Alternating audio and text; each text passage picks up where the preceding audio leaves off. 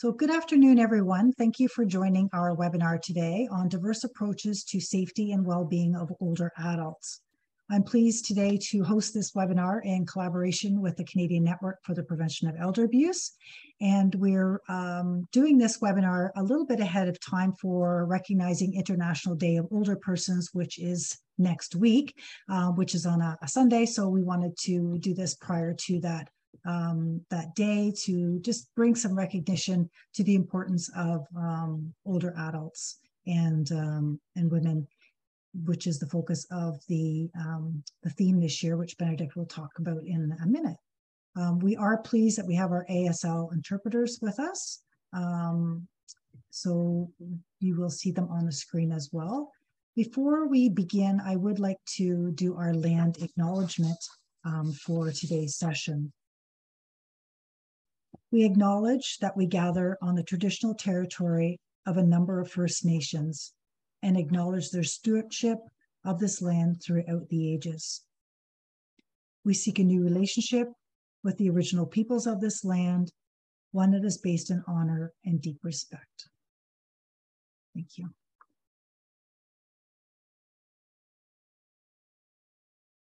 Just a few housekeeping items before we begin. Everyone, the attendees will be muted during the webinar. The speakers for today's session will be visible during the whole presentation. We are doing this as a panel discussion, so after we do our introductions, we will be turning off the screen and you'll be able to visually see everyone in a much larger screen. As I mentioned, we have our ASL interpreters with us today. And just during the beginning session, you can make the visuals larger on your screen, either by pulling the line between the presentation and the speakers larger, or you can pin them on your own screen as well. So hopefully we also have live transcript enabled today, so you can also follow the discussion as well. If you don't have live transcript enabled on your screen, there is a button on your screen to enable that, or you can turn it on or off on your own Zoom, I believe. We encourage you to put questions in the question box. It makes it easier for us to make sure that we don't miss your questions. If you want to post a comment, if you see a colleague, you want to say something, please post that in the chat box. And we are recording the session today, which will be posted on our website either tomorrow or the next day. And lastly, at the very end of the session, we do appreciate your feedback. We'll be having a short evaluation pop up. If you don't mind taking a couple minutes to fill that in, we really appreciate your feedback on the session and suggestions for future topics. We're always looking into making sure we're meeting the needs of our community. And in terms of privacy and confidentiality, these are public forums. So we do appreciate any personal circumstances or issues that you might want to address offline to contact our offices. You can contact either CNPEA or Elder Abuse Prevention Ontario. We'd be more than pleased to discuss something more specific if there's a circumstance that you would like information on, just respecting that sometimes if disclosing more information that you want other people to see. We just want to make sure that you're aware that this is that public domain. So just a little bit about our organization for those who haven't joined us in the past. Elder Abuse Prevention Ontario, really we envision, our mandate is to envision seniors have a strong voice and feel safe and respected. Our mandate is to do that work within the province of Ontario. But our work does expand beyond the boundaries of our provinces. We work nationally, as I mentioned, with CNPEA, as well as many other community partners in the work that we do. We are funded through the Ministry for Seniors and Accessibility, and we implement Ontario's strategy to combat elder abuse, which we've been doing since 2003 when it was launched by the Ontario government back then. And during that strategy, we have three main priority areas that we work within. The first one is public education and awareness. So we do a lot of work and education through social media, and education sessions to senior groups and organizations to enhance that education and awareness so people know how to respond, look at the warning signs, and support someone that they may be concerned of. We do training for frontline staff, and then we also work with our community partners to enhance the response and coordination of services so seniors can get some seamless support and services if they are encountering some vulnerability or are a victim of abuse. Our organization is a small team of 8, but we're mighty in the work that we do. And within the changes with COVID, unfortunately, we have had to shift to a virtual service delivery model. We're hoping that the doors open next year and maybe we'll be able to get out and about a little bit more. But right now we are mainly delivering all of our education training through the online capacity through Zoom. And we work with our networks across the province. And as I mentioned, we work with many projects and research initiatives on elder abuse prevention. Which brings me to our website where we have all this kind of information and resources that you can access. And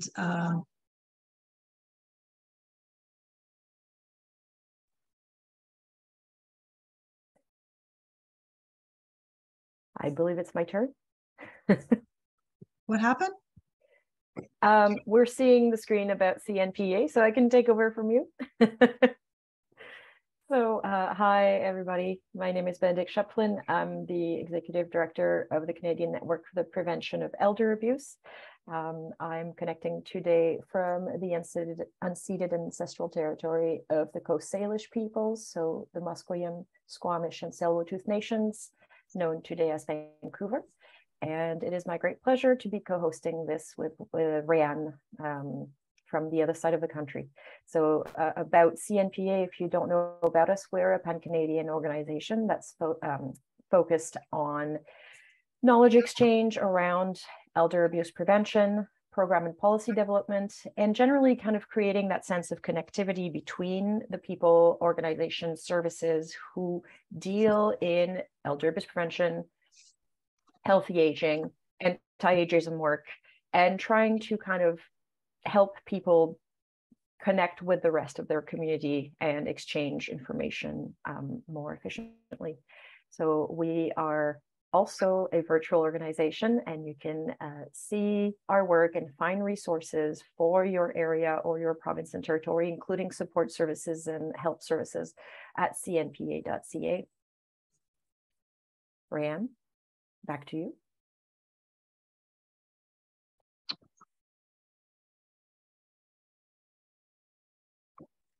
Have we lost you? I'm having some feedback.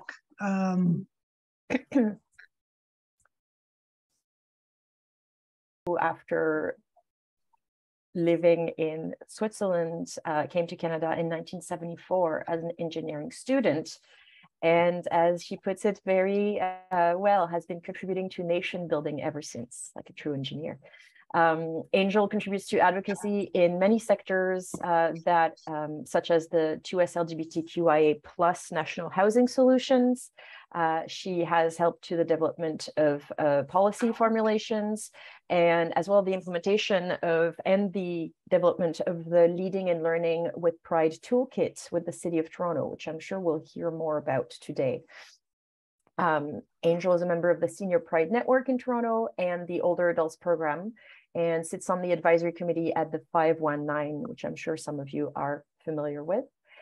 She's also on the committee, the organizing committee for the Trans Day of Remembrance, and she advocates and provides material supports such as housing, medical doctor support for continuity of trans care, education, food, mentorship, and more to trans newcomers to Canada. Next, we have Chantel Harriet. So Chantel is joining us as she works with the Toronto Grace Health Centre as an assess and restore social worker, and also in the remote care monitoring program. So born and raised in Toronto as well. She attended York University and got an honors degree in both sociology and social work, and later completed a master's degree in gerontology.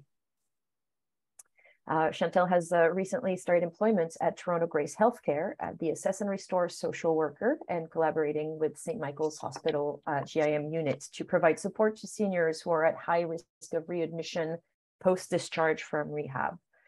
We're really looking forward to hearing from Chantal today. Next, we have Belinda Lecombe joining us from my side of the country, from the BC Columbia Association of Community Response Network. Belinda works as a therapist and counselor in the anti-violence and anti-oppression sector.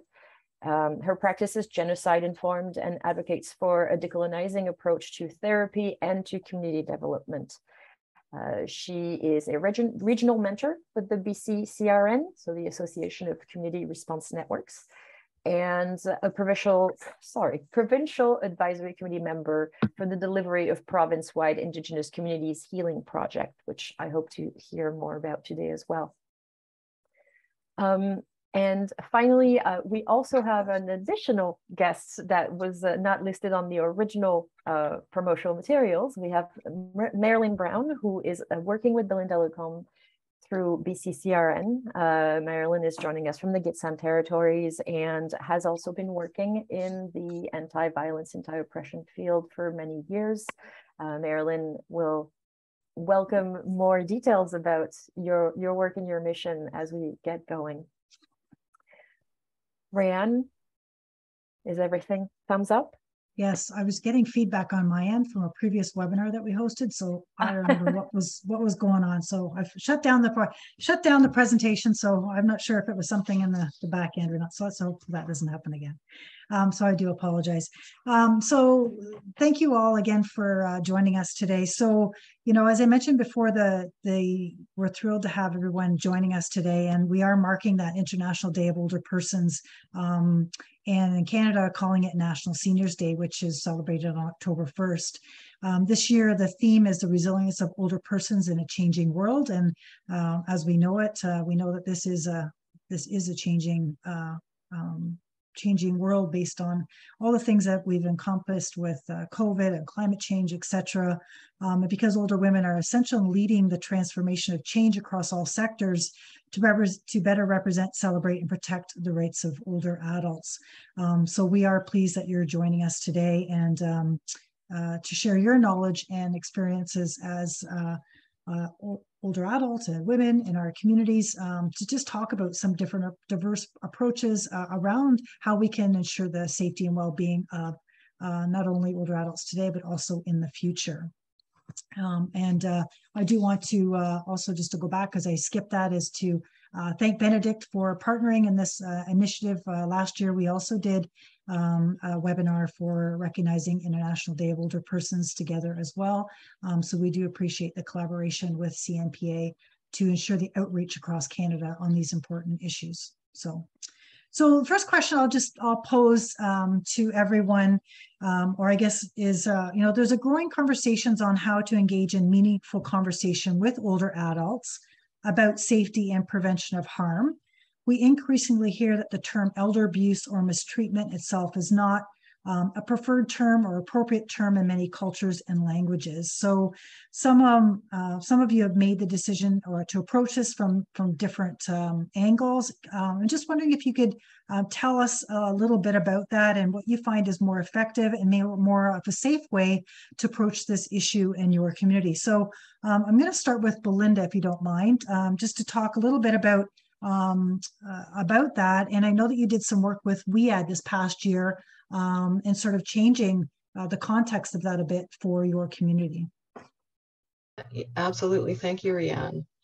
Yeah, I'll just talk a little bit about and the work that we've done within the Community Response Network across the whole Northwest region, really, in putting the wellness that is alive under the experience of genocide for Indigenous peoples in the work that we do in developing community response networks.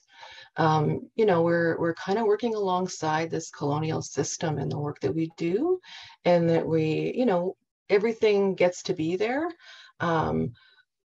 But what we had a really a beautiful experience, Marilyn and I, this year, where, you know, we went into community to visit. We visited 7 Indigenous communities, 7 Gitxsan Indigenous communities, where we went into and we took, you know, all the resources. So we, you know, piled up all the brochures and from all different organizations and went out there and, you know, delivered all this stuff. And the women that met us, you know, looked at the brochures and just said, no, we don't want any of that. And, you know, it's like, oh, okay. What we're interested in is really bringing alive the wellness in our community.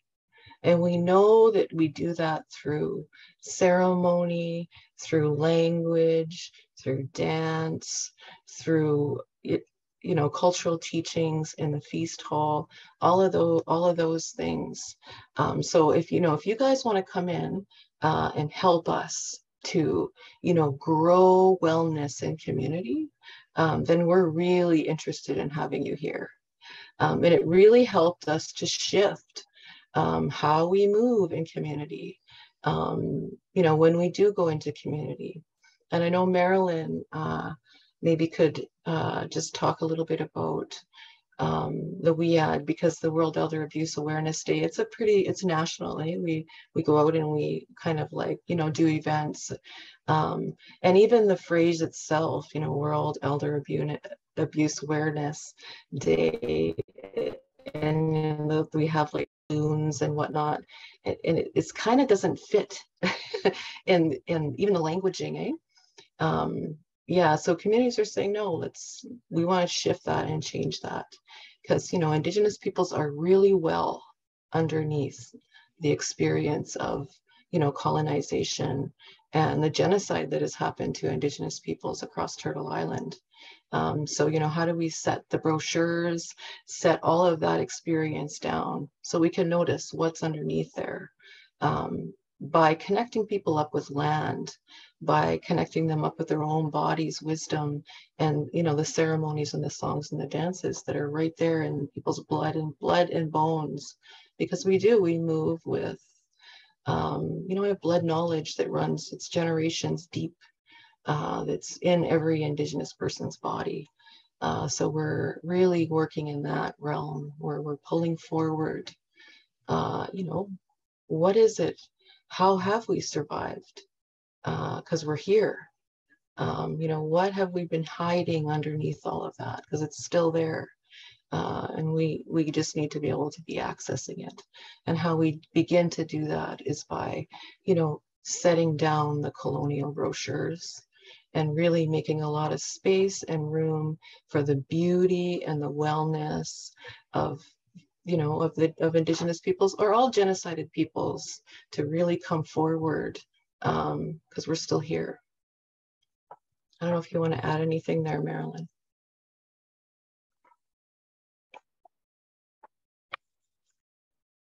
I think you did a wonderful job in explaining a lot of that. What Belinda was talking about too is when we did an event here at the farmers market, and we had signage up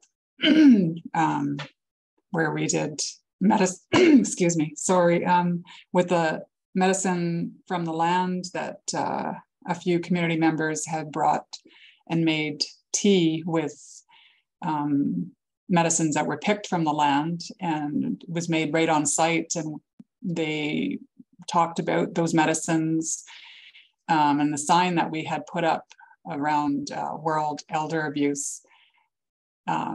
We were, Belinda, myself, and the couple that were with us were explaining, we were having a discussion about the sign, and the word elder was great, and abuse though kind of sat kind of wrong within ourselves and in our discussion. And it just, just seemed really loud. Words have power. And so when we think about the word abuse, everybody sees that first. And those that are walking by will probably keep walking because they don't want to engage in conversation on abuse. But when we changed that, we made an impromptu heart that said big love, and we put that over the word abuse. And it just changed the whole atmosphere and the setting that we were at. And people were coming and they were talking and they were noticing. And that the feeling was just so much better and calmer and more engaging. And they were interested in knowing what we were doing with the medicine tea that was there. And they were having conversations with each of us. So it just felt a lot better. And yeah, that's just my little 2 cents for the moment. Yeah, and I'll just add that the medicine tea itself, like the experience of drinking that tea, people started to remember, their time with their grandmothers on the land. They, the territory that they accessed during that time started to those stories started to come forward. And, as a result of those stories, how we go and do community development in community is going to change drastically. And that'll be the work of the coordinators across the region of really bringing that forward in terms of, how do we grow this wellness, and we're going out to Indigenous communities that are saying, no more brochures, we really want to come alongside and make a lot of space and room for the wellness that, is right there through the connections with land, the connection with the medicines, and the connections into the, the blood knowledge that's right there for Indigenous peoples. Yeah. Thank you. That's really impactful to hear how the changing of the word can change the atmosphere and the tone of the conversation almost instantly. Angel and Chantal, I'm curious to hear from you as well about this, because Angel, you work with older adults who have extremely varied life experiences. Some of them are newcomers to Canada, some of them are survivors of violence and sex trafficking. Some of them are 2S LGBTQ plus folks who live in long-term care. And Chantal, as a social worker, are these conversations taking place as well among the groups that you work with, in the communities that you engage with? What do you hear from people you work with? Sure. Go ahead, Angel. Are you going first, Chantal? No, go ahead. I'll go after. Thank you. Yeah, so these conversations are happening, but in a very different way in Toronto, in any case, because out west, it is vastly different than English Ontario. Just this afternoon, for example, I was at the Older Adults Advisory Committee, and I had proposed 6 weeks ago education on the doctrine of discovery. And I listed 6 Indigenous authors, Tanya Tilaga and many others, for follow-up reading. There was a wall of silence for 6 weeks. And this is supposed to be a progressive organization at the 519. I couldn't believe, and I wrote them a terse letter saying, what is with this silence? Are you with First Nations oppression, or are you against it? So today I had the meeting,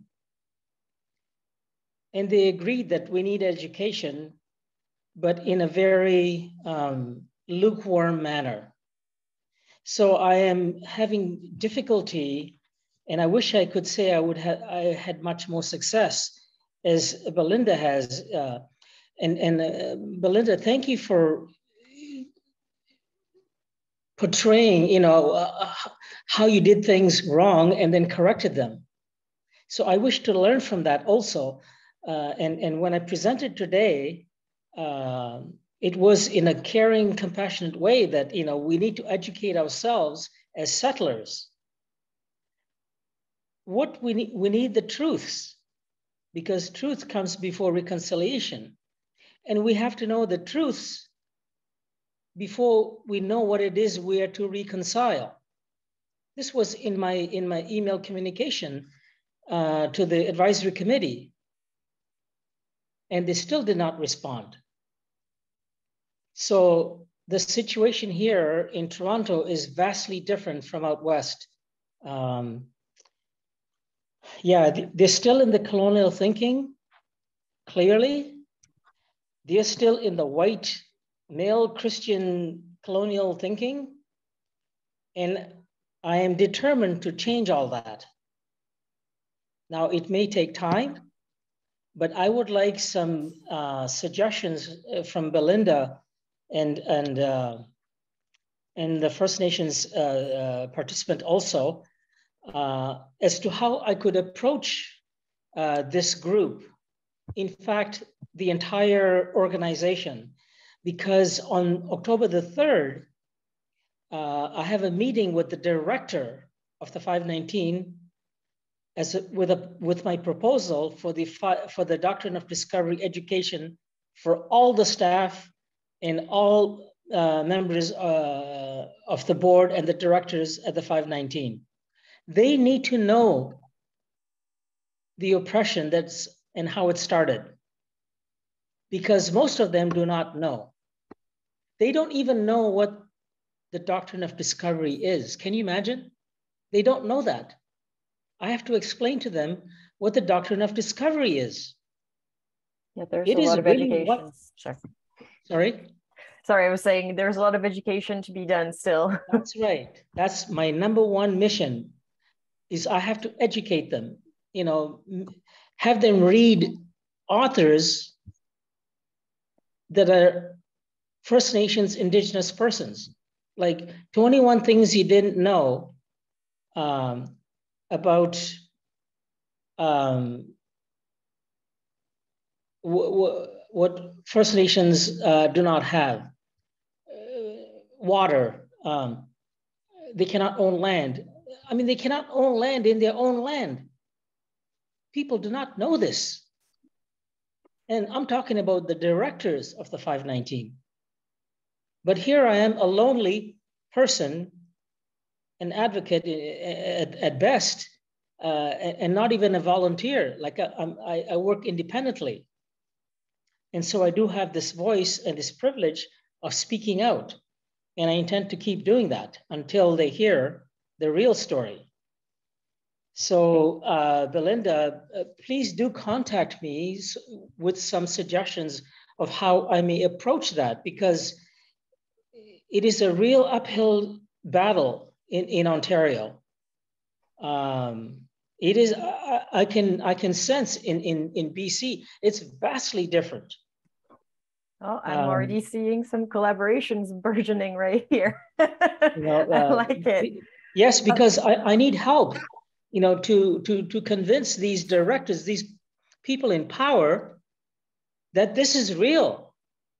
People are being oppressed now as we speak. I'm talking about First Nations people, including others, the Black diaspora, trans women of color, and so on. Because this all stems, you know, from the colonial structures, you see, that were in place for now hundreds of years, and they still exist today to oppress and even kill First Nations people. Angel, the policing system, incarceration, and so on. It exists to this day, and people don't know that about. People in power do not know that, or they do not acknowledge it. I think we have to commend you, Angel, for the work that you're doing to advocate for First Nations, and the work that you're doing to elevate the issue up to make sure people are heard, and ensuring that. And as Benedict said, the partnerships and that collaboration of learning and feeding information back and forth to each other, I think is so important. And that's one of the reasons why we do some of these forums, is to bridge that, not only the gap around the knowledge and education, but also build those partnerships where we can continue these conversations in a bigger scope, because it does overlap, as you said, Angel, around Black communities and LGBT 2+ communities as well. So there is a lot of work that we do need to continue in these conversations. So Chantal, I was just wondering if, as Ben, just building on what Benedict said, if you've encountered the issues of even the language around elder abuse within the social work norm that you're working in within a hospital sector, which is kind of different from the community within the healthcare sector, and sort of how you've addressed that, particularly around safety and well-being, because you must encounter that as a social worker dealing with family and different dynamics that way. Yeah, so I originally worked in the community for about 14, 15 years. So the hospital setting is actually new to me, and I'm learning quickly. But elder abuse tends to not be a phrase that is used towards families. We don't usually say that to families. I didn't do that in the community either.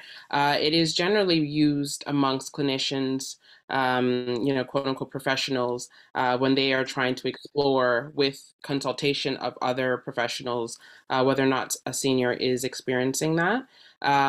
Generally, the way that I've always approached it is more of a holistic approach in trying to figure out what is happening from day to day. I have been lucky in the community to have, enough time to get to know people, to get to, involve myself in families day to day in their lives. So being able to build a relationship first and then understanding what is happening, and then basically trying to assist versus, labeling something and then trying to solve it. Sometimes that's what people think social workers do. So, I'm not always welcomed when the title is, oh, she's a social worker. So the thing is that I have to approach it a little bit differently, that I'm not there to, turn everything upside down, but I'm there to actually learn and establish a connection with the clients or patients. Now I have patients before, really trying to assert myself in a particular situation. But within the hospital setting, you see it on the news, pressure to send people home from hospital really, really quickly. So my role really right now has been to follow them home, which I think is really important. Do home visits, actually see how they're doing, and connect with family. And then through our remote care monitoring program, provide an actual, something that's practical that might help alleviate the pressures from the family that, they feel I have to do everything. I feel overwhelmed. I feel burdened, unfortunately, by this person's, physical condition or cognitive condition. And so that's, what I'm doing right now with the remote care monitoring program is really trying to do a holistic approach to this. But elder abuse as a phrase is not generally something that I use. Thank you. So it seems like there is basically a consensus on this. And so that's something, that we are all becoming aware as we go. For some of us, it is in our name. It gets tricky when you're trying to do outreach and to communicate around the issue and the bigger picture of healthy aging and well-being, because what sticks out is always that word. So obviously you're not expecting a magical cure-all answer, but from your perspectives, what does that mean? Like what you just talked about, what does that mean for agencies and organizations that are meaning and hoping to engage with groups of older adults in their communities, and to do it well, but all at the same time knowing they're operating in a system that historically has harmed them or not been very proactive in supporting them? Like where does one start with this? And it's probably a big answer, but I would love to hear some of your thoughts about this, if you have. Belinda, do you? Yeah. It's a big question, and I guess kind of for us out here, and the work that we're up to, it's kind of like a real simple answer, in that. The leaders are everywhere, in community, like because we are working with vulnerable populations, with people who have survived incredible, intergenerational oppression and genocide. If we are leaning into those people as our leaders, to, say, stop putting up elder abuse flags. Don't hang another World Elder Abuse Awareness flag in our community. Hang a flag that says World Elder Big Love, which is what happened there in the community. Like that to me is the leadership that we kind of need, to be able to really just hear that and honor it and respect it. And how does that transform our work? For having that experience myself in my body there was like, yeah, let's do big love. When we are together and we're pulling forward the wellness and the big love and the teachings that are right there in the bodies of the people, of our seniors, of our elders. That's wellness that is, profound. And if we can follow that and make the work about that, and not be, getting up in front of, engaging, this loop thing that we, where we're like talking about the problems and all of that, we can talk about the problems for probably the next, 7 generations, and get nowhere. And we have that experience, we know it, or we can be like, yes, there are some things we need, those services. We absolutely need to have the social workers and all of those folks out there doing the work, the educators, and we need to make space for the wellness. We need to put more resources into really pulling forward the people in our communities who are the leaders, who have survived, who know the songs, who know the language, who know the ceremonies. Those are the folks that are our leaders. And, we're just there to, serve there and help to really grow that up, is how I see it. The simple, who the leaders are, right? Yeah, it's a big question. And, we connect our people up to their blood knowledge and their land and their territory and their culture and their songs and their ceremonies. And people are well when that happens. Thank you. Sorry. Yeah. Go ahead, Ray. I was just going to say, so thank you, Belinda, because you talked a couple times about that leadership piece, and I think that is really key and important. And so I was just wondering from Angel, from work that you've been doing in the community, have you seen leadership happening in terms of making change to ensure the safety and well-being of older adults within the 2S LGBT communities? And maybe what does that look like in terms of that leadership? Yeah, sadly, virtually none. And part of the difficulty here in Toronto, particularly, is there's so few First Nations individuals, and even less 2S individuals. They're as rare as hen's teeth, no pun intended. We have in the older adults program a two-spirited co-facilitator, and they only came late in the spring after I don't know how many years of not having a two-spirited person in our committee.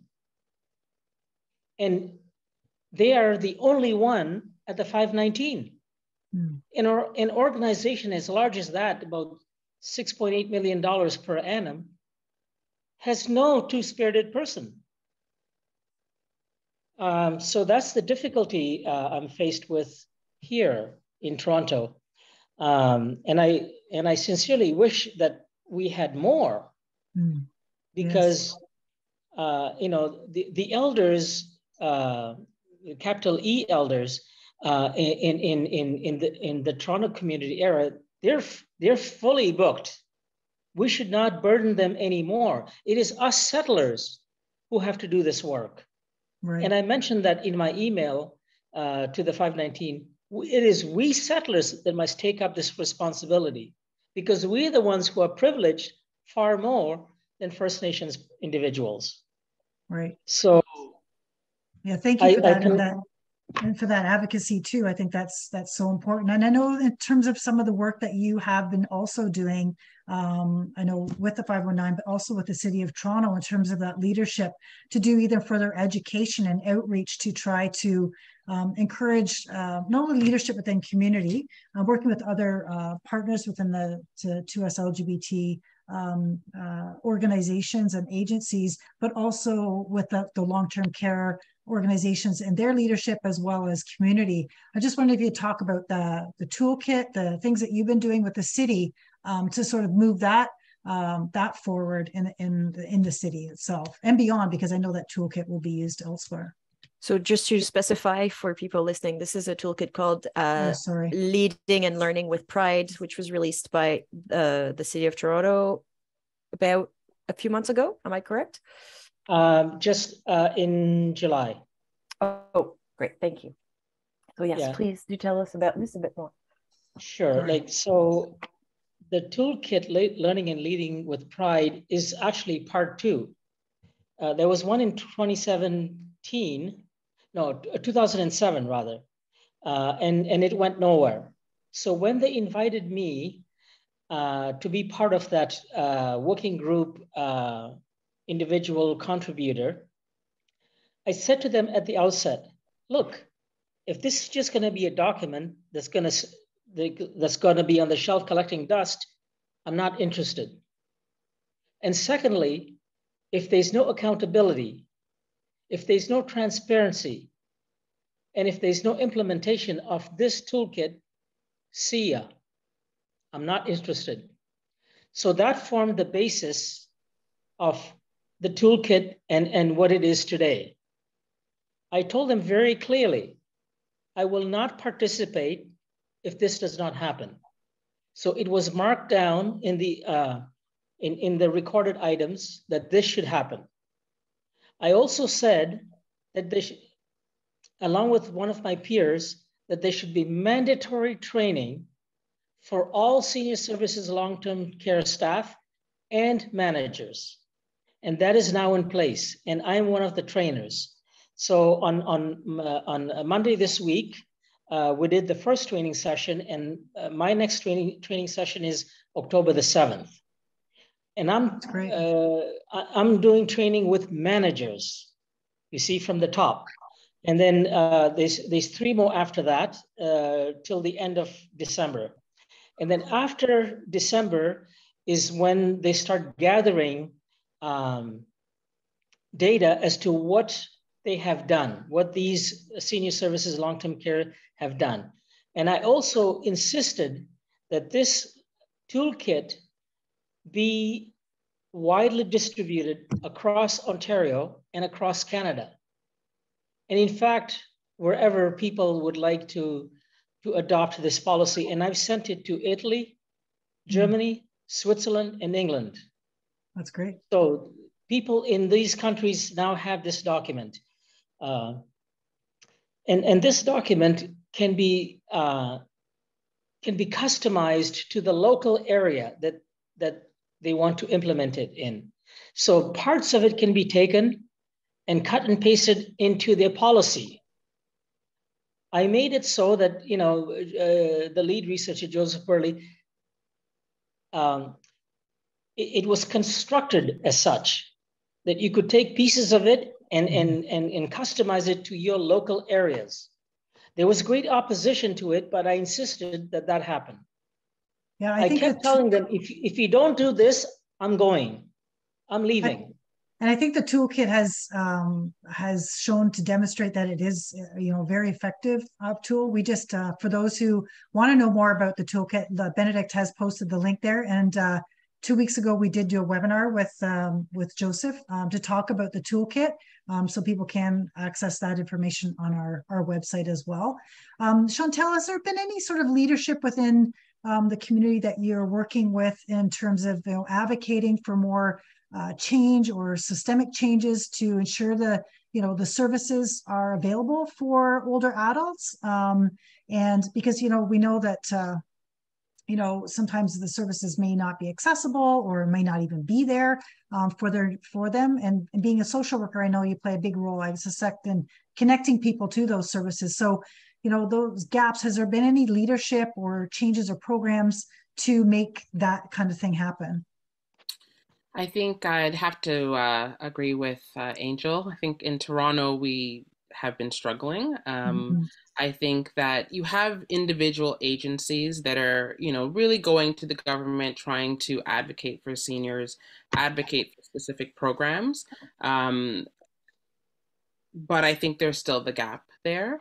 I think that the focus just isn't there. And I think sometimes even within my practice, I see some of my coworkers, even when I worked in the community, I saw a lot of consultation, but there wasn't any acknowledgement. So what would happen was, us as a group of social workers, you'd have people come to the table to talk about, seniors, people of color, Caribbean seniors, and their lack of trust. And what I found in those circles was that there wasn't any acknowledgement of, the situations, the history that really brought the person to have a lack of trust. So it's a lot of consultation, but I don't think there's a lot of acknowledgement of some of the challenges that the seniors have faced in their lives, and even in their going back generations of challenges and traumas. And so I don't see a lot of that. In my practice, being a person of color, I acknowledge. I think this is what helps trust be built, is an acknowledgement of what has happened. And it's not to brush it aside. It's not to put it put it away. It's acknowledge it, and also acknowledge that, my role as a social worker is to assist with safety, to assist with the concerns that the patient or client has. But again, I go back in terms of leadership. I think we're still, Toronto's still struggling. I think again, it's very individual agencies trying to come together. Like now that I'm at Toronto Grace, I find that our CEO tries, and you see him at the table, trying to advocate. But I think it's going to take a lot of that in Toronto to really get us going. Yeah, I think you build on your, a good point around that education of knowing the history and understanding that. Similar to Marilyn and Angel, what they were saying is how do we reach the the healthcare worker, let's say doctors, nurses, etc., everybody that works in that system, to have a better idea of what people may have gone through in terms of the trauma over history, maybe why people are making decisions because of that, and not knowing that can continue to build the as a challenge, and builds that lack of trust, as you were saying. So that may be one of those recommendations that comes forward, to do that further education training, not only when we were talking about as Angel was talking about understanding the historical issues. I think Marilyn and Belinda as well, but it's the same thing in the Black community as well, because I don't think people kind of maybe recognize, or maybe the visibility of the issues are not in the forefront. So how can we better do that as a community, as a province, as a country, to ensure that the needs of older adults are addressed? Benedict, are you going to say? Yeah, I was going to kind of follow up on that, because I know that there's been growing conversations around matters of, cultural competency, cultural safety, to be able to deliver better care, safer, appropriate, respectful care to people from various communities. And are you aware of specific initiatives right now, or maybe even resources that we can maybe share with our audience through the chat box and during this conversation, that could help people who want to kind of get into this, further their knowledge, and maybe like Angel's resources, kind of take some parts and even just apply them into their policies when providing care, healthcare, or long-term care services?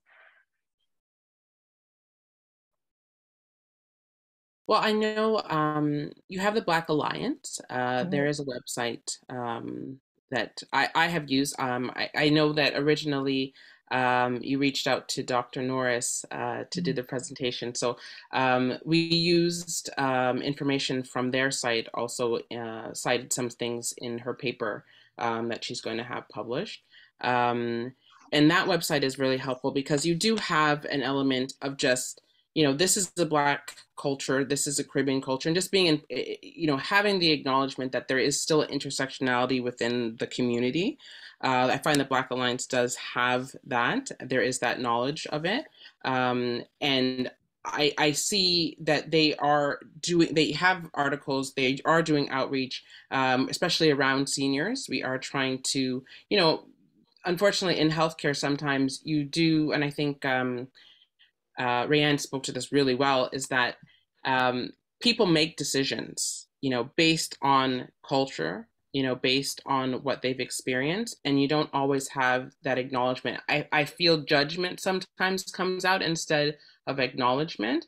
And I've had lots of examples of that now working in a hospital setting where, a doctor might suggest that this is what someone does and they don't do it. And it's just like, well, why didn't they do it? Whereas I guess because being a part of, a community, I'm a person of color, I can understand, that there are histories in the Asian communities. There are histories in even cultural communities in Portugal, in Italy. Like it's really rich.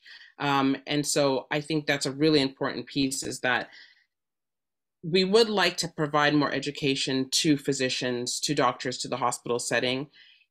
And they kind of come back with, it's so busy. It's too much. We have too much pressure. We have, like it's a lot, we got to push people out, especially seniors, if they have a social issue versus a medical issue, we got to get rid of them, and it's hard to watch, to be very honest. And that's why I'm quite happy with what I'm doing in following them home to continue to support them, because right now the hospital system isn't built that way, especially for a senior. That acknowledgement of culture, the acknowledgement of race. Right now in Toronto, especially in our Toronto hospitals, you're not going to see that acknowledgement, because it's really you're in, or you're healthy, it's time to go. Even though there might be so many social things going on with them. And you hear, we have a new bill, people are pushed out. So yeah, I like the Black Health Alliance as a good starting point for people to educate themselves. Like they're doing some really good work. But I also just want to mention that being someone who's been in community and now in hospital, I see how different things are, one versus the other. And I just want to speak to the pressures that the hospital's seeing right now from the government level. And that in terms of a senior, it's difficult to be in the hospital. It really is. Yeah, I mean, those changes, I think everyone's sort of, trying to understand and adapt and try to figure out the best way to ensure the safety and well-being of those residents who may have to move into a long-term care home. Marilyn, I was just wondering, there's a program, and I had the name written down and I lost it. There was a program that you were developing. It was called Magical Medicine Backyard. Thank you. Magical Backyard, sorry. Yes, and I just wondered if that has been used as a tool to educate individuals, or build that competency for individuals and leaders in communities. Yes, that one's available on Facebook, actually. I could look up the link, would take me a minute. It's okay, Benedict. I have it. Yeah, yes. So it's a great resource page to explore what land medicines are. And every province, we all have medicines on our land. It's just a matter of getting to know what those medicines are. And as Belinda had stated so beautifully, blood knowledge, we know what medicines are good for us. And to a friend of mine, she always says she learns one medicine a season, because every season brings different medicines and ways of using it as well. And I think it's really important, which I didn't say in the beginning when I started to talk, is that my Giksan name is Oetsin Gabu, which means spirit wolf. And I just recently inherited that through my mother's headstone settlement feast just this past weekend. She passed away in 2018, and my mother had taught me so much about our culture and how to connect, and the importance of knowing where we come from. And individuals such as Martin Brokenleg, I don't know if all of you are familiar with him, but he has an amazing way of talking about the genocide, about what the sense of belonging is, and changing that direction of what the oppression has done to so many of our people. He lives back east, so you have better access to him than I do. But he would be an amazing resource of bringing information to the understanding of what the oppression is. And the IFOT as well, as Belinda explained, the Indigenous Focusing Complex-Oriented Trauma Therapy. Myself, I took the year training to be an IFOT practitioner, which I use through my work. And there's also the Indigenous sorry, I forgot what the name of it is already. I call it stage fright right now. The learning the baskets of what the Indigenous Tools has to offer. There's another program that's a shorter one than the 1 year training. And ITFL, Indigenous Tools for Living. There we go. Just had to squeeze that out of me. But I was just wanted to mention the few things is like, I feel very privileged to where I sit right now as an Indigenous woman of Giksan territories. I am also the victim service worker in the area, which kind of goes hand in hand with the BCCRN that I'm also taking on, which I'm brand new to. I know that I have to set very strong boundaries about what kind of work I do for BCCRN, because when I have, as victim services, report a referral made when there's elder abuse, then I have to respond to that in the way that I'm supposed to as victim services. And that's where the abuse definitely becomes a very serious issue to deal with. But on the other side of it, as BCCRN, bringing information and resources to each of the communities. There's 7 communities here in the Giksan territories, Indigenous communities, plus the 3 Hazeltons, Old Hazelton, South Hazelton, and New Hazelton. They're all in separate sections surrounding the 7 communities. So I see many programs like working with the hospital here. I see myself as a bridge. I'm myself, like I said, I'm Giksan, but I'm also Finnish. My biological father is Finlander. So I feel like I have a bit of a taste of both worlds. And I grew up off reserve, but I'm now living on reserve. And the experience is huge. The learning curve about living on reserve has been a real eye-opener for me. The whole area is fishbowl. We live in a small sections of community, and you can't just leave your job at home. You can't ever leave it at the office. It comes home with me, unfortunately, and I have to have healthy, strong boundaries about it. And how do I connect and not feel like I'm being rude when I say, call me on Monday? I don't do that. So there's so much complexity around all of this. And I'm excited about being in the BCCRN field and connecting with seniors, and we call a lot our elders, but mostly when we're talking, because elders in our community is a cultural thing, and you don't have to be 65 to be an elder. So I have to really be clear about that as well. But I am excited about being in this, and the last thing I guess I just want to say is building on the cultural strengths of each of the communities and what each community is doing, because we have a community 40 minutes away from the other community, which is like we have a U shape of all the 7 communities. The farthest community could be doing something different for the seniors in their community as opposed to the one on the opposite side.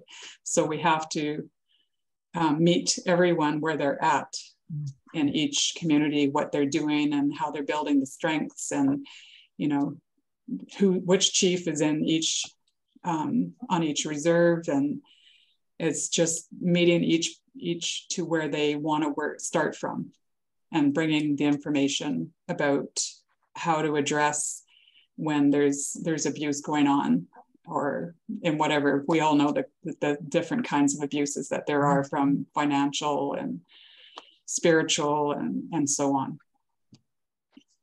So that's what we do, is that build on the strengths and be action oriented. I always talk to the RCMP about that, you know, getting involved in events like this Friday, September 30th. Reconciliation events are happening all over the area here. And so my part is to go there, and I'm going to be the leader in making soap berries. It's an Indian ice cream. We whip it by hand, and we have lots of fun doing that. It's a contest to see who can make the best soap berries, and what their teachings are, what, like your mother, what she taught you on how to make these berries, because it's a very strenuous, hard work to make by hand, because it's whipping. Can you imagine whipping whipped cream from the store by hand and not using a mixer? That's kind of the same thing. Wow, that sounds exciting. Yeah, so and good teachings, right? And yeah, for sure. I like your comment, and I was just thinking, I was writing it down actually, and you said it already, was, you know, we have to meet communities from where they're at, because everyone may be taking a different approach and at different stages, and you know, different leadership, and you know, working with that community, I think is so important. And Angel, I see you've got your hand up there. Would you like to comment? Yes, thank you, Rianne. And a special thank you to Spirit Wolf for narrating how positive things are with her, with Spirit Wolf, and the work that Spirit Wolf is doing. You know, this is like the model that we should adopt here in Ontario, particularly in Toronto. And I would like some guidance on that also, but the trouble is, you know, I cannot do it because I'm not First Nations. I'm actually South Asian from India and born in Kenya. So therein lies that disconnect. So I would definitely need help, and to promote these teachings, these First Nations teachings that have been lost due to colonization. You know, they need to come back, because these are the real teachings of the land, and this blood teachings of hundreds of generations since time immemorial. So a lot of education has to take place in white Ontario. And I also would like to thank Chantal for bringing this, for acknowledging that, you know, there is gaps that exist here in Toronto. And then it came to me as this light bulb. I'm going to propose to Joseph Burley that we have a roundtable, a panel discussion with the managers of senior services and long-term care of how they can better deliver and prevent elder abuse in the 10 long-term care and beyond Toronto. So this is going to be my next proposal to Joseph Burley in the next week or so, that we have this roundtable with all the managers. And the reason how I came to that is because on Monday, a manager was at the training session, and he said to us, he doesn't know how to deal with people who do not follow the policy. And while I said to him, well, if in a standard workplace, if an employee does not follow the company policy, they get written reprimands, and after the third one, they are terminated. There's a process. So, he didn't know that. And we need to teach these managers Ontario Human Rights Code and the obligation that they have to enforce it. So a lot of education needs to happen here in Ontario, and particularly in Toronto. As I said, Ontario and Toronto is white as a page. This needs to change, because Toronto is a financial center, and all the structures of white colonialism exist here in really large ways, and so it's a real challenge to overcome that. But I'm adamant that these people be educated, these people in power be educated that yes, you're white, but you need to make amends. You need to acknowledge that your privilege is oppressing not only First Nations persons, but every other who is not white. Thank you, Angel. And I do not mean to rush this at all, but I do see that we've talked for a while, and I think people might have questions. We have a first question right now in the Q&A box, and please do share your questions. Right now is the time. But Michelle is asking, or stating first, that one of the big challenges is that for a lot of community leaders, and I think that applies to leaders as well in other sectors and organizations, they're dealing with so much at one time. So how do you increase the priority of putting the lack of wellness that some older adults experience? How do you help push that to the front, especially for those who are members of minorities?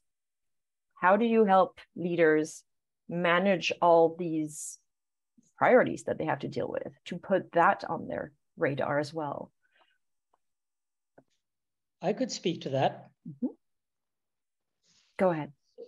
So just this past Monday in the training session, we covered a lot of this ground.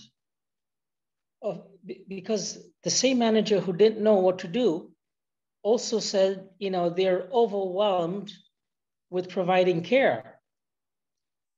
And this is true. But what they need is a point person in that organization to deal with this. A champion, an ally, or someone who is actually paid to do this work of enforcing the diversity, enforcing the Ontario Human Rights Code, and educating the staff and the management of how to approach senior services, long-term care provision for elders in a sensitive way.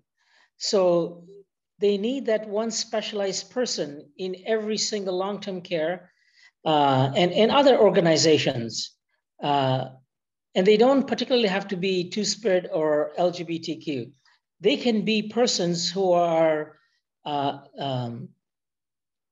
qualified to do this work, who know the issues and who are willing to put in the work so that we prevent elder mistreatment, elder abuse, and we promote what Spirit Wolf said, these magical narratives of First Nations. They need to be centered because it's a positive story, you see? And when people realize, that there is a different way, I think they will be very responsive because all they've heard is abuse, abuse, abuse. Well, it's very negative. But when they have an alternative that, love is the way to go. Kindness and compassion and caring for each other is the way to go. So the narrative has to change in this white Ontario. And I really commend Spirit Wolf and Belinda for making that connection. So it's been really helpful for me in particular to be part of this conversation today, to change that narrative, and I strongly feel that that narrative has been going on far too long and far too negative, that, we must change this, this worldview from a negative to a positive view. So yeah, I thank the participants today, because that has also shifted the way I am going to approach future advocacy, to be more positive, to have these narratives from a First Nations perspective, and I hope I do them justice. So I need to learn more myself. Thank you, Angel. Chantal, I see you raise your hand. Yeah, I think to piggyback on what was said is that you do have point people. I think the way that organizations, the ones in the community, even in hospital, the way things are set up is that you do have like CEOs, and then things trickle down. And I think even a manager being able to appoint someone who can lead what I think is wellness. I think Belinda's point was excellent, in that, we are moving away from the word abuse, and I think we need to talk about wellness. And you do have some organizations that really do focus in and have point people who are just focused on senior wellness, and bringing people together. And, again, I speak to my role in that hospital is very different, but the idea that there is a point person. I have a manager who says, you're going to go out there and you're going to ensure that you are doing a holistic approach to this person's care, ensuring that both the patient and his wife or his partner or his kids or whoever is managing the care is, being acknowledged, and that, you're going out there to provide care over time. And I think it's important that, managers acknowledge that this is an issue, because if I think about the hospital system, we're trying to prevent readmissions. And what you do see when you just send people out, especially seniors who might be experiencing, issues at home and challenges at home with their family or without, is readmissions.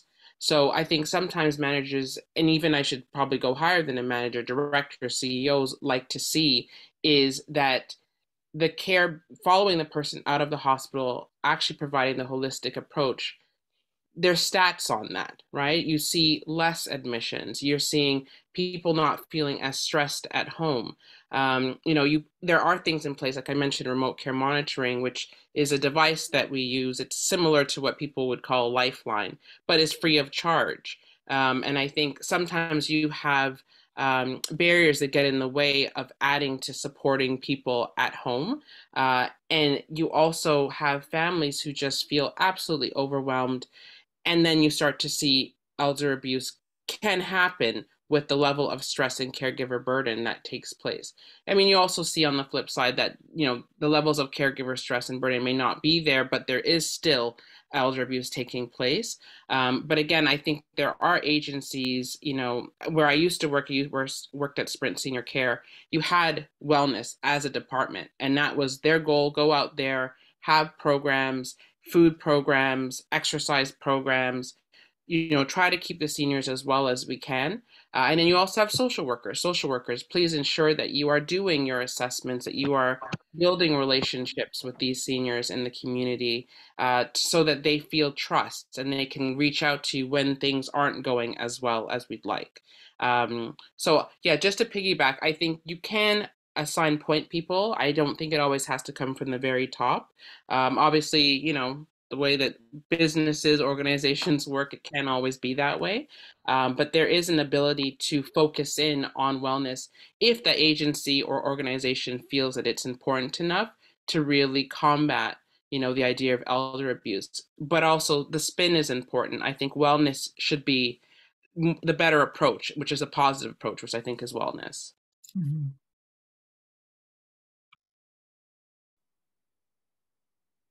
You're muted, Benedict. My bad. I don't think we have a new question just yet, but I had one earlier, which I forgot to ask. So I'll just get in there. When I know that in our work, Rayanne and myself, we very more and more talk about and hear about the importance of intergenerational relations, intergenerational work, and intergenerational connections to help stave off social isolation, to help change mindsets that are quite ageist, and as a result, to kind of lead to an extra layer to counter risks of mistreatment or overtreatment later. Is that something that is a part of the work you do? Is that something that you've observed yourselves as well? I'm assuming that some of the work, for instance, Maryland, that is taking place in your community and among the BCCRN that you're involved in might, but I'm curious to hear about that.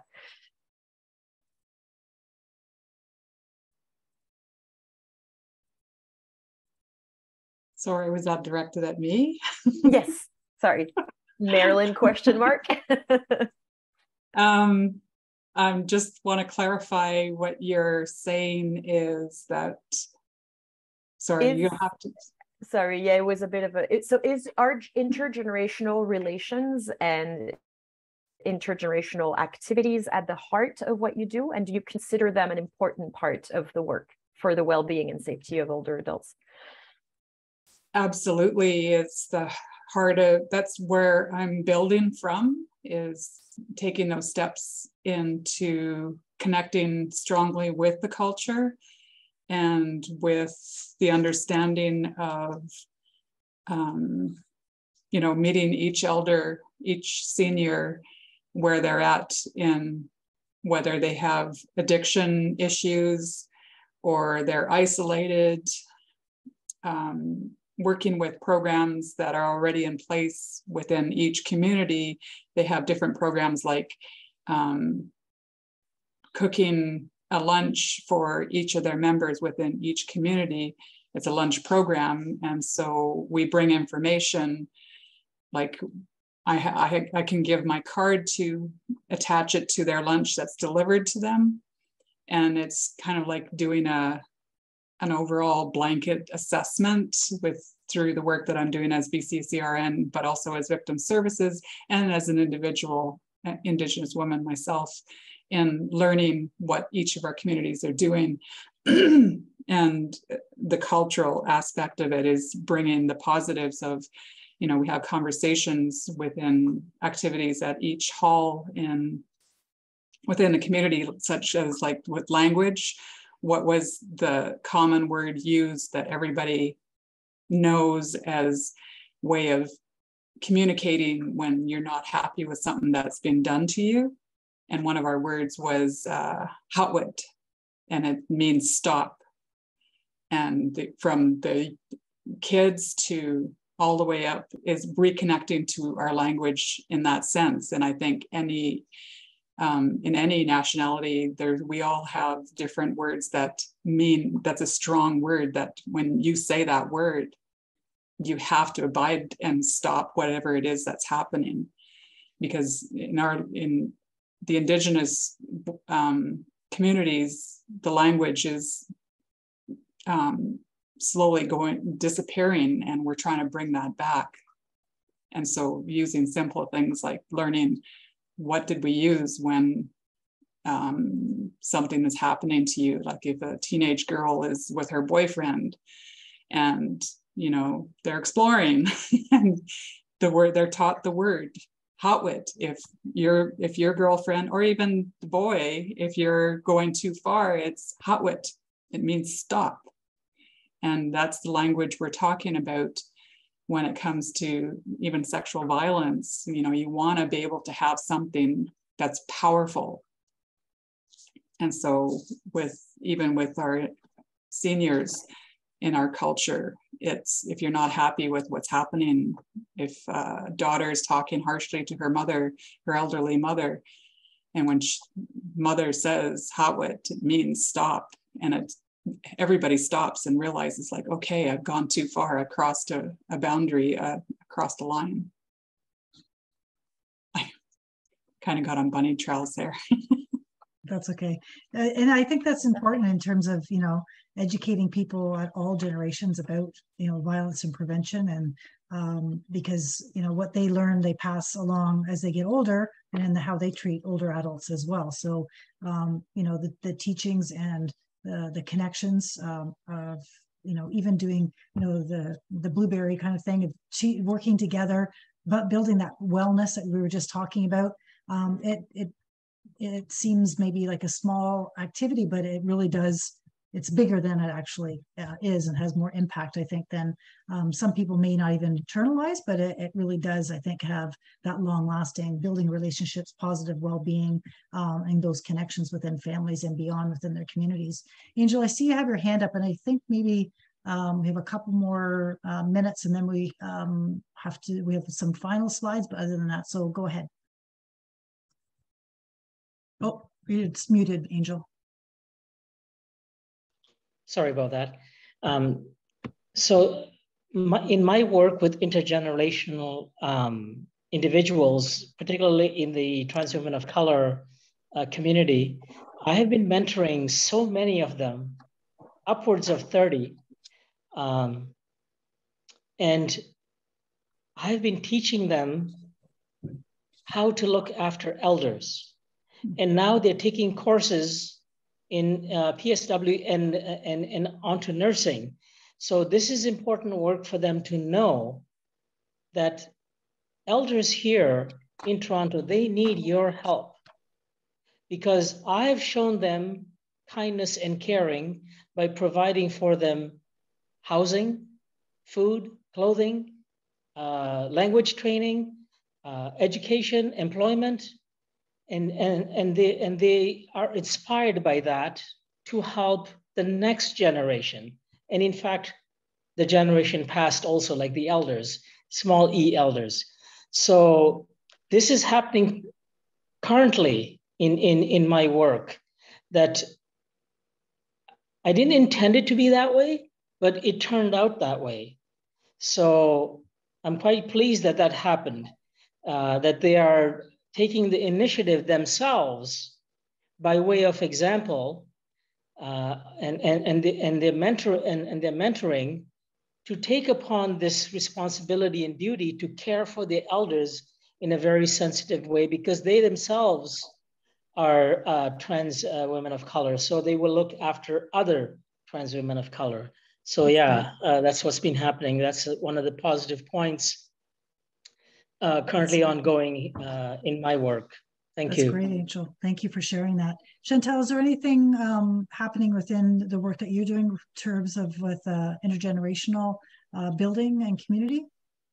Unfortunately, I'd have to say no. Used to, but not now. Not in the hospital setting. Unfortunately, Okay. I think COVID has changed a lot. Yeah, that's true. What can happen. I know in the day program settings, even that has changed with COVID, but it was a big part of day program. It was really important that, you connect with a school in Toronto, and, I think it was I want to say 8. We had grade 8s come in every year, during the school year, to sit once a week with our members.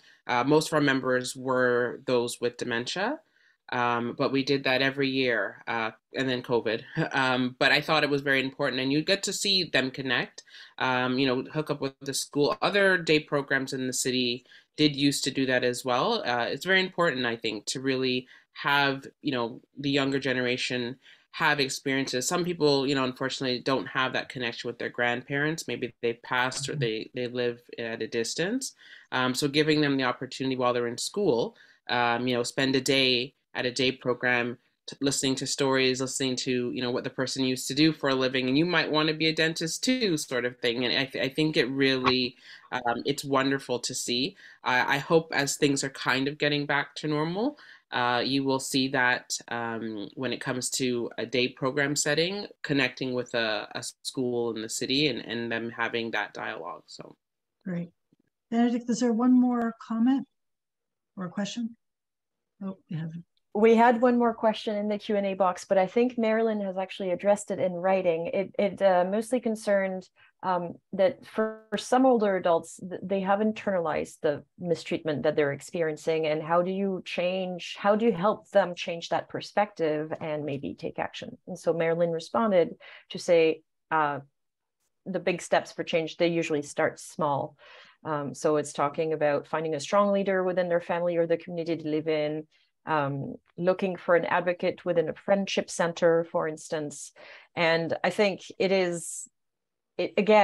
always seem like such small, simple steps or answers, but they are truly how you crack that door open and how you lead a more transformative way of looking at a situation is. And I think, Rayanne, I don't want to reveal too much, but you have some videos on the way that are going to come out soon that sort of address this of, how to talk to somebody you're concerned about and how to ensure that they feel a sense of agency in their own situation, their own life, on taking the next step. And people are more likely to do something about what they're experiencing if they feel like they have the support of people around them. So sometimes it's just one person, finding one person that will take the time to have a conversation and let the person talk at their own pace.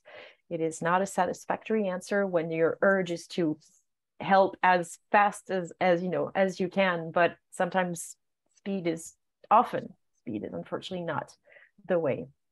So I think that is it for questions, Rayanne. Great. So thank everybody for sharing your personal experiences and your knowledge, and also sharing recommendations for moving forward. I think there's been a lot of good points. I know I was writing some things down as people were speaking. I know that some of the comments and questions that people were posing, that they have things to share and resources. So I do appreciate your time to do that. The work that you're doing in your own communities to advance the wellness of older adults and the safety, and bringing that through the generations, as we were just talking about, in terms of intergenerational, the connections and changing the leadership. I think it's an ongoing task and challenge that we all continue to face. But as we all work together in our own ways, as Benedict says, we all have each has a role that we can play in terms of supporting older adults and taking that on as a leadership. I know, Angel, you've talked about that in terms of, going up the ladder, and same with Chantel, is we all have to, it's more voices. The more voices we have, the better we'll be heard, in another way or approach that we take to get that message across. So I do thank you. As we wrap up, I do want to remind everyone that we do have a couple webinars that are coming up next month, which is Cybersecurity Awareness Month. So we have a few webinars focused on that. So on October 12th, we actually have another panel discussion on different cybersecurity programs and tools and resources, very practical information and resources that people can share and use to not only make sure their own cybersecurity is intact, but also looking for their older adults to ensure that that's in for them, as well as agencies to pass on to clients. And then on October 26th and 27th, we're doing a webinar on online frauds and scams. We have a speaker from the Canadian Anti-Fraud Centre, so we have the presentation in both French and English available, so you can register for those now as well. And as Benedict and I always say, if you want to donate to either organization, we are continually to strive and do fundraising for our organization. So if you feel that you would like to contribute in some way, we greatly appreciate that as well. And here's our contact information for our speakers if you'd like to make further connections or find information and resources as I mentioned today. I will post the links that were posted today in the tools that were suggested and information. I'll put those with the PowerPoint presentation when the recording is uploaded to our website as well. Just a reminder that you will get a little message about evaluation. So if you wouldn't mind filling that in, we'd greatly appreciate it. And if you'd like to contact either Benedict or myself, please reach out to us either by phone, email, social media. We're here to help and move issues along, both on a national and provincial level as well. So thank you all for joining us. Thank you again for our panel members and our ASL interpreters for joining us today as well. We greatly appreciate your support and involvement today. Benedict, do you have anything to say? No, that's it. Just thank you so much for your generous participation today. I really got a lot out of it, and I think our audience did too. Truly appreciate you taking the time, and hopefully that's just the start of our conversation. Great. Thank you, everybody. Thank you. Bye. Have a great day.